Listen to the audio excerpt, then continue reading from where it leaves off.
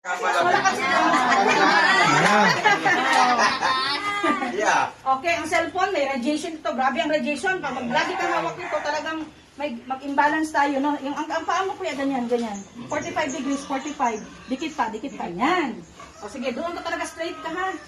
Ganyan, ganyan na lang. Yan, para makita nila. Okay, so dikit ang paa, dikit. Okay, so ngayon, wala pa siya, hindi pa siya nakagamit natin scalar energy, ha? So, kuhit lang ito, hindi ko pa ito anuhin. Labanan mo yung ating lakas, kuya, ha? Labanan mo. Oh, diba? So, isa pa.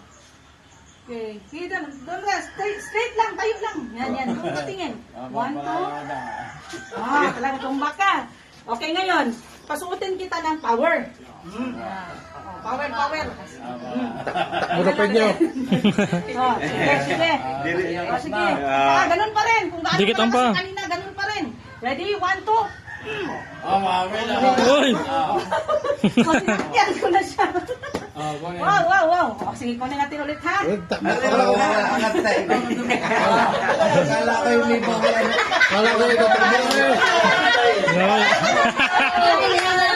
Teka lang. Radiation pa ulit. Di ba malakas ka na? Okay. Tingnan natin, maghawak ka ng cellphone. Tingnan natin kung malakas ka pa ulit. O, sige daw. Dikit ulit. Ganun. Di pa, dikit pa. Okay, ready? 1, 2. Diba? Tumba na. Okay, ganun yan, kuya. Diba?